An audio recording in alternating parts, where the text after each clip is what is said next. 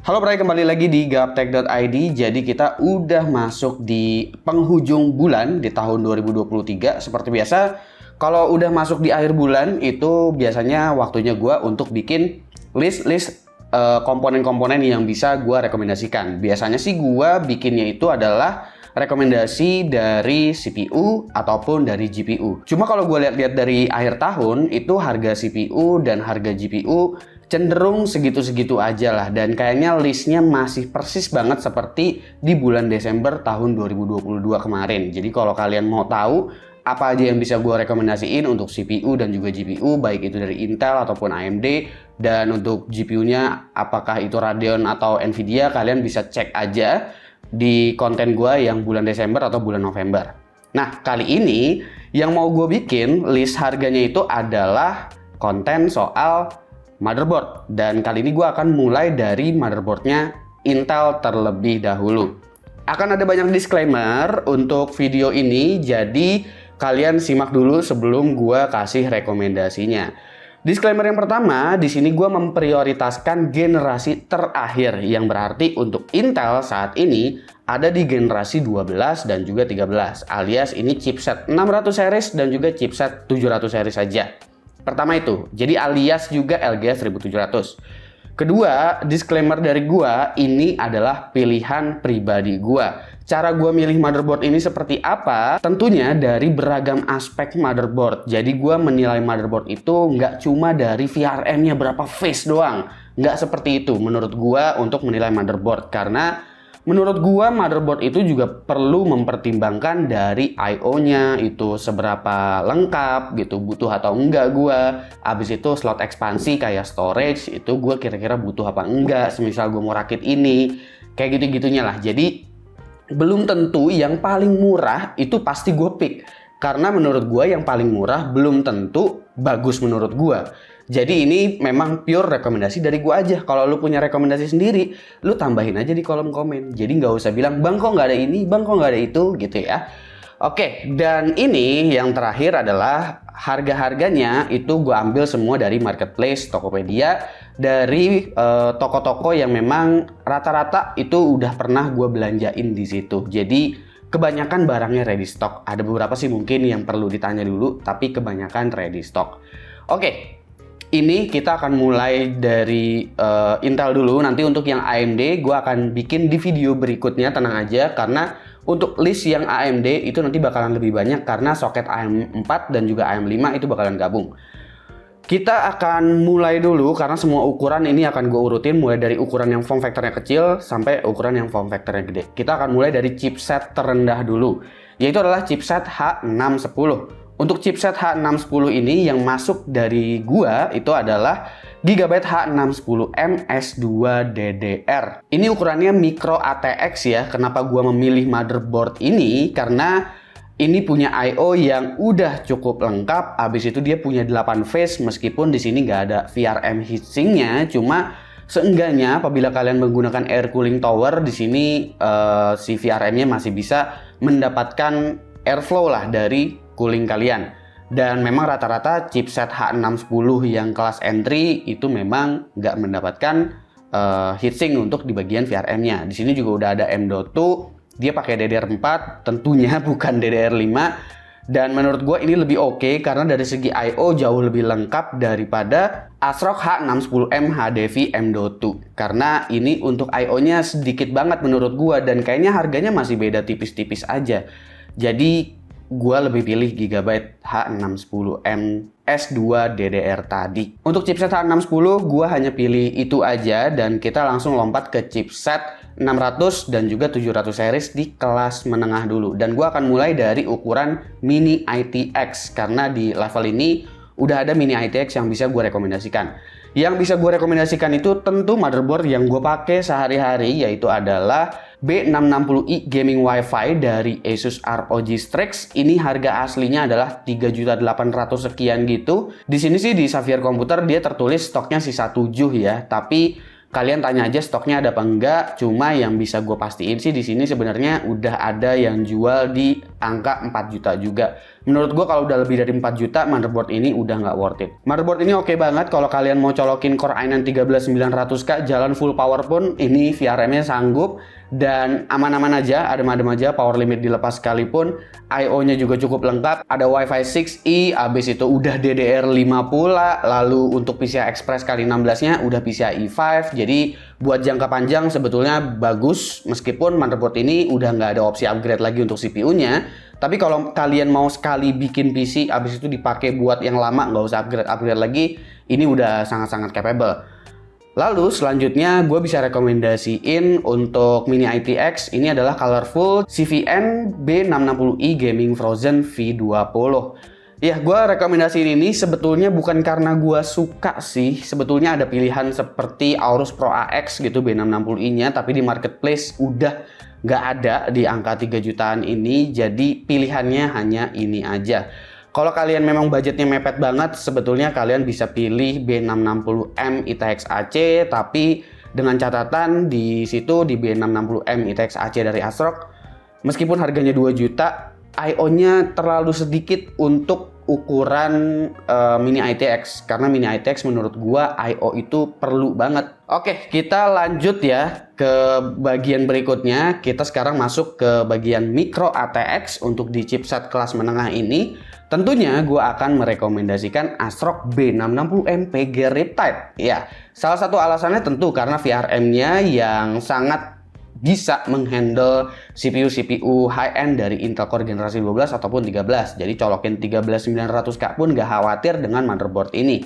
Meskipun emang untuk heatsink VRM-nya, gue bisa bilang ini sangat-sangat pas-pasan. Cuma yang jadi poin plus bukan cuma VRM-nya si PG Riptide ini, tapi juga rear I/O-nya, jumlah USB-nya ada banyak. Habis itu juga untuk slot M.2 itu ada 2 dan udah ada heatsink di bagian atas meskipun di bagian bawah belum.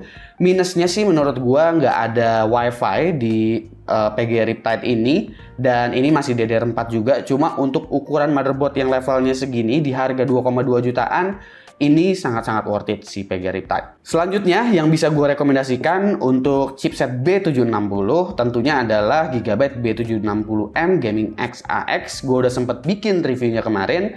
Meskipun ini VRM-nya totalnya lebih sedikit daripada si PG Riptide, tapi dia punya ampere per phase-nya itu lebih tinggi daripada si PG Riptide, sehingga untuk mengakomodir CPU yang high-end sekalipun juga itu sama-sama beres. Dan di sini heatsinknya jauh lebih proper daripada si PG Riptide ya. Lalu di sini juga udah ada Wi-Fi 6E include di dalam paket penjualannya dan bentuknya bukan M.2. Lalu ada tombol flashback button untuk update BIOS tanpa colokin CPU, RAM dan lain-lain. Jadi instan untuk update BIOS-nya. Total USB-nya juga ada banyak, LAN-nya 2,5 Gbps juga. Jadi secara I/O ini bisa dibilang udah cukup lengkap. Lalu untuk chipset kelas menengah yang udah menggunakan memori DDR5, yang pastinya yang pertama adalah tentu ASRock B760M PG Sonic. Dengan harga sekitar 3,1 jutaan, tentu motherboard ini amat sangat menarik. I/O-nya lengkap di bagian belakang, ada USB Type-C juga untuk front I/O-nya, Wi-Fi 6E udah include meskipun bentuknya dalam bentuk M.2 gitu. Lalu juga di sini udah ada LED indikator, jadi untuk troubleshooting udah gampang lah meskipun bentuknya bukan LED postcode yang angka-angka kayak gitu. Jadi cuma indikator VGA, RAM, dan juga booting kalau nggak salah itu ya. Kemarin gue juga udah sempat review, kalian simak aja reviewnya di situ. Dan di sini juga VRM-nya sangat-sangat baik. Kita udah sempat siksa VRM-nya pakai Core i9 13900K, power limitnya dilepas, itu masih aman, masih di 80-an derajat, belum mencapai angka 100 derajat, itu sebetulnya masih aman-aman aja ya untuk VRM ini. Paling menurut gue kurangnya sebagai motherboard yang bisa dibilang special edition, di sini belum ada clear CMOS aja sih, tombol clear CMOS, abis itu juga untuk flashback button, paling yang kayak gitu-gitunya aja.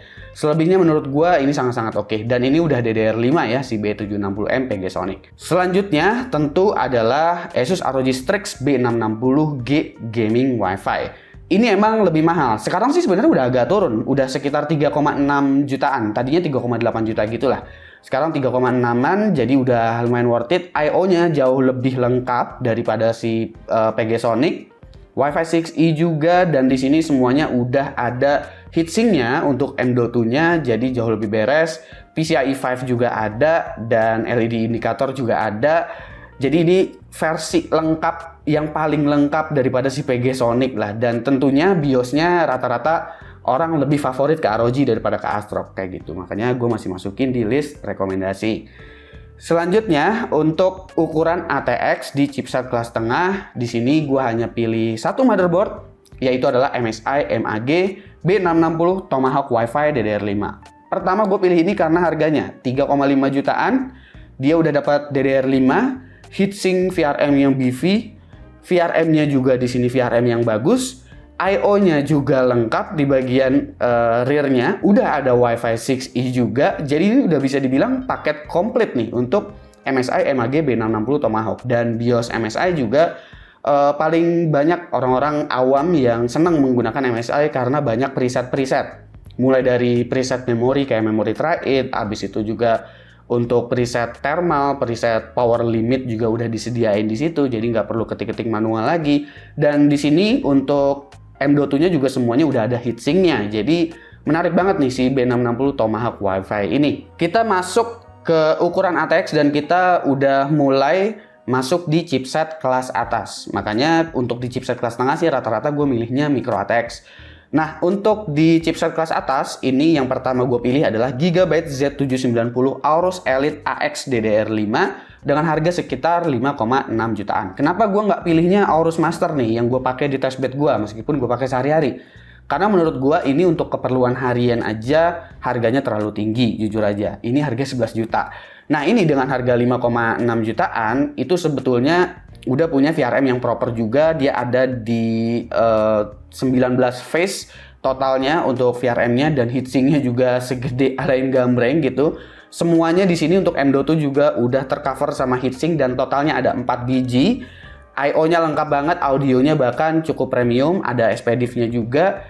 Jadi dengan harga segitu menurut gue lebih worth it si Aorus Elite AX daripada kalian beli Z790 Steel Legend, yang menurut gue masih agak kurang dengan harga yang bahkan mirip banget dengan si Aorus Elite AX ini. Kenapa agak kurang? Karena dari M.2 aja itu ada satu M.2 yang nggak tercover sama heatsink gitu. Habis itu juga I/O-nya nggak selengkap si Gigabyte.